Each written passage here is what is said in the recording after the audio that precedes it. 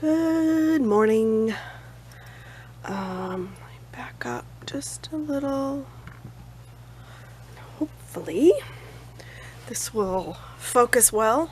Morning. So I wanted to show you an overhand knot. I had talked about it in another video. This is what it looks like. It gives a real nice textural look to it. It hangs real pretty. You get to see a lot of the cord color, and it's really a simple knot to do. You use 2 cords, obviously. One cord has the beads strung on it. The other one does not, because it acts as your outside cord running over the outside of the beads. I have my beads strung here. So sorry, I know at some points I'm going to be off camera, but so you pull a bead up, right? As you knot, this will begin to twist. You want it to be flat and running parallel to each other as much as possible, so that your knot work and what goes over the bead just turns out a little nicer than if you let it spin and spin and spin. So as it starts to spin, I'll take this end of the piece and I will twist it until the twist comes out of these cords here. And this is a really simple knot to do. It's literally an overhand knot. So I will take it and I'll wrap it around my fingers till I have an X here, and then I go into the loop it makes and I grab the strand of beads and I hold it open with my thumb and pointer finger and I pull the beads through. Now this is the important part. I'm hoping you get this.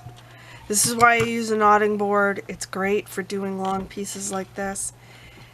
You put the knot over your peg, hold it with your finger, pull till you can start tightening up the knot, and then you want to pull it tight enough that the whole piece starts to swing over, right?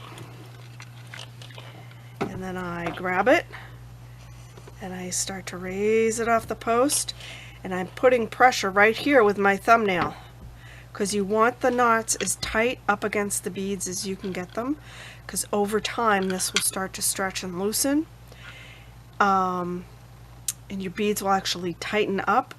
So you want to do it as tight as you possibly can when you're knotting, because you know this will relax a little bit, which is fine.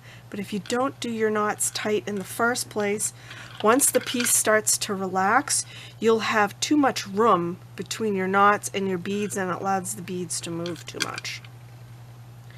So I'm going to pull it off, and then I'm gonna, with these fingers here, I'm pulling these 2 cords through my fingers this way and pushing the knot up against the bead, so I get really tight up against.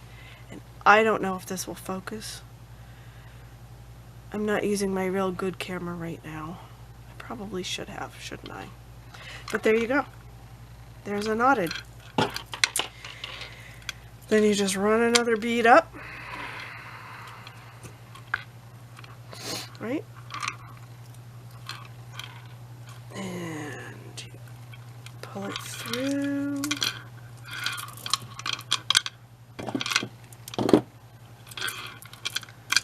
Put it on your post. Put your finger right up close to your bead. Hold your cord. Pull your knot. Pull it up tight till the whole thing starts to swing this way. And I'll show you. You can run it up tight, but as you start to pull and really tighten, it moves the whole piece, and that's what you want. Slide it off, pulling the cords through with your pinky,